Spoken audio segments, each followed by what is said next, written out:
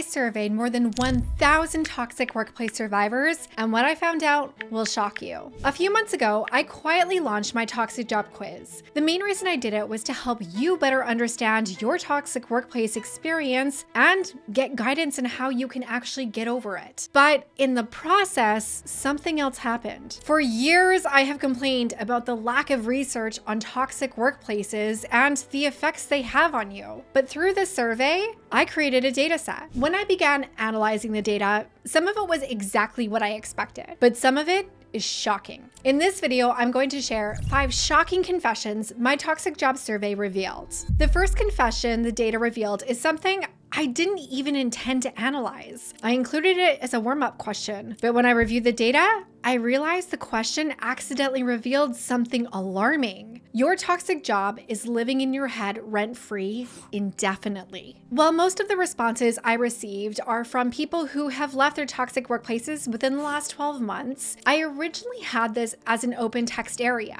Survey respondents who had left their toxic workplaces reported the time since leaving their toxic job as long as 19 years, with that survey respondent still indicating high severity post-toxic job syndrome measures. While I qualitatively expected this based on my work with thousands of people to get them out of and over their toxic jobs, I did not expect the longevity or intensity of post-toxic job syndrome that was reported based on the survey. But at the same time, it doesn't surprise me. When I left my toxic job, I felt totally alone and confused by what happened. Everyone around me was telling me to just brush it off, but I couldn't. I even spoke with therapists and healers who were not familiar with the level of workplace trauma that could occur. So I felt like I was a drama queen and that it was all in my head. But I continued to research to understand my experience. Then I found trauma-informed practitioners who helped me process the experience, and I created a process to get my career and my mindset back on track. Which, by the way, if you want to take the survey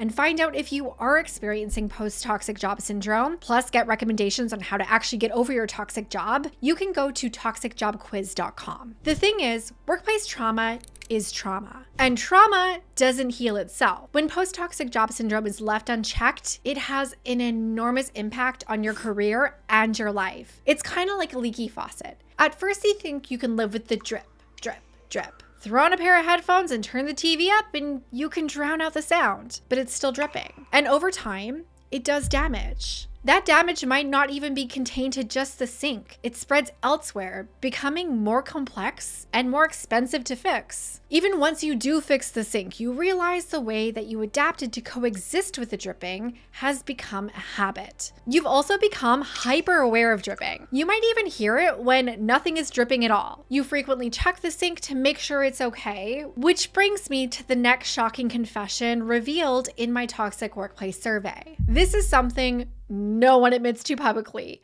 but 68% confessed to it on my survey. How many of you are still getting updates from your work capacity at your toxic job about what's going on? Like who's being held accountable and who's being fired? When you are in a toxic work environment, you're entangled in the drama of the toxic workplace. One of the hardest parts of leaving that job is leaving your work friends who you could actually trust and who got you through the day. Now, whether it's your work bestie or another trusted coworker, you might have people on the inside still sending you updates, regaling you with tales of what your toxic boss did and hopefully how your toxic coworker finally got fired. If you're not getting updates from coworkers, you're seeking them out. Only 32% of people who responded to my survey never lurk their ex-company. Whenever I run workshops, I hear the different things people do to keep tabs on their former boss or team. And none of it surprises me because I did a lot of those things myself when I left my toxic job. Like for starters, I totally lurked to see when they posted my job to replace me. Then I LinkedIn lurked, in private mode obviously, to see who they replaced me with. And I checked their Glassdoor to read negative reviews. Side note, I never left one because I do not trust the privacy policy there, but the 1-star reviews gave me so much validation. And these are just some of the things that my clients have admitted to doing when they leave their toxic jobs. While keeping tabs on your toxic ex-company is common, it's not good for you. When one of my clients tells me their former coworkers are sending them updates, we always have a talk about why, and I advise them to ask them to stop. One way or another, they have tried to leave the drama of the toxic workplace, and getting those updates is keeping you in it. The people I work with become less concerned with checking up on their toxic ex as they get over their toxic job. For me, this is one of the subtlest but also the most meaningful signs that I was over my toxic job. One day I realized, and it had been months, and now it's been years, since I checked on my toxic ex company. The odd time I do see an update come across my LinkedIn from a former coworker, usually when something good happens, and I'm always genuinely happy for them. Which brings me to the next confession, and it's probably the reason why you're LinkedIn stalking your ex-toxic boss and coworkers, because you're waiting for this. Have you ever thought about exposing your toxic ex-boss? Maybe you've contemplated writing one of those one-star Glassdoor reviews to expose the toxic work culture at the company. You've considered blasting them in a TikTok story time. That is, if you can still access TikTok when I post this video. And when you lurk their LinkedIn profile or get an update from your work bestie who hasn't escaped the toxic company yet, you're really waiting for the update that they got fired. And you're not alone. 67% of toxic job survivors admit to at least occasionally thinking about getting revenge. And 1 in 10 of you think about it all the time. The reason why is obvious to me. You want justice. You weren't treated fairly in the toxic workplace. They did something bad to you, so you want something bad to happen to them. You want karma to be a bitch. But I gotta be honest,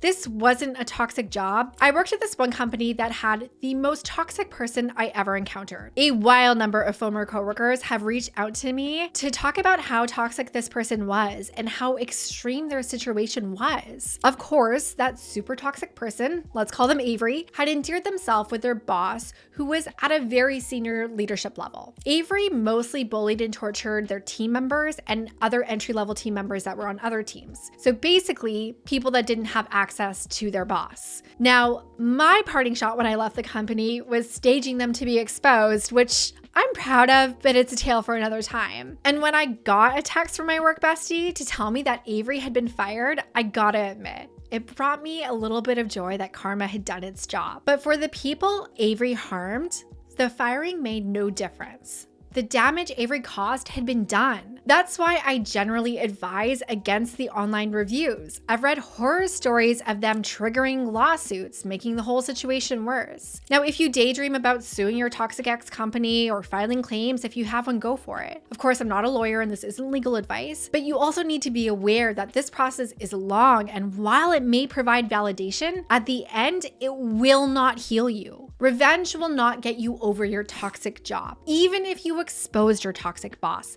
they realize the error of their ways and they apologize to you, it would have zero impact on your healing. The only way you're going to get over your toxic job is if you do the work to unpack your toxic job bags and leave them where they belong, in the past.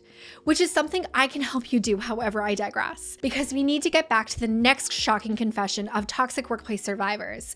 And the next one is a massive one, but it really doesn't get enough attention, even though it has a massive impact on your day-to-day life and your bank account. But for this one to fully make sense and to understand its gravity, we need to back up for a second. I want to start by asking, how ambitious were you before your toxic job? Before my toxic job, not only was I ambitious AF, I loved my job. I was so fortunate in my corporate career that I did work I enjoyed so much, I even volunteered doing similar work outside of my job. Of course, like anyone, I had bad days and occasional grievances, but on the whole, I did work that excited me with people I enjoyed in a work environment that enabled my success. Most of all, I was driven by getting rewarded from the phenomenal results I was known for achieving. But then, my toxic job hit. While my job didn't change, the toxicity I dealt with to do my job alienated me. The constant stress of my micromanaging boss breathing down my neck and questioning everything I did and holding me accountable for other people's mistakes kept me in a state of anxiety. I started having panic attacks, more migraines than usual, and I was always exhausted. I woke up every day with an overwhelming sense of dread. The toxic work environment got so intense, I had physical ailments that literally put me in the hospital. In order to survive my toxic job, I mentally checked out. And when I left, I had no desire to check back in. 80% of toxic workplace survivors reported having this exact same experience. I need to be clear. You don't have to be a career climber to be professionally fulfilled. Some folks just want a steady 9 to 5, and others like me switch in between growth and coast modes in their career based on where they're at. What is concerning is not just the professional disengagement and the loss of ambition, it's the effect of that disengagement. When you check out at work, it comes with a cost. Obviously, if you're just clocking in and out, you're not going to pursue high visibility work that gets you praise and promotions, but that's also going to hit your bank account. So many toxic job escapees I have worked with have reported a loss of income, flatline salaries, and decreased bonuses after leaving a toxic workplace. Of course, hard work does not get you promoted or paid more, but when you're mentally checked out, you will consciously or subconsciously avoid the visibility triggers that reward you financially at work. Often, this is driven by the fifth confession, and this is the most prolific, with 96% of toxic workplace survivors reporting that they experienced it. And this is something that sabotages your career and even your ability to avoid toxic workplaces in the future. The biggest fear toxic workplace survivors have is that their next job will be just as toxic or worse. Obviously, when you're in a toxic work environment, you want to avoid another toxic job as much as you want to avoid an IRS audit. Like 1 star, do not recommend. The thing is, once you have had a toxic job, you are at a high risk of finding yourself in another toxic job. To escape those odds and to find yourself in a work environment that you can thrive and heal in, go watch this video next because we really need to get into it.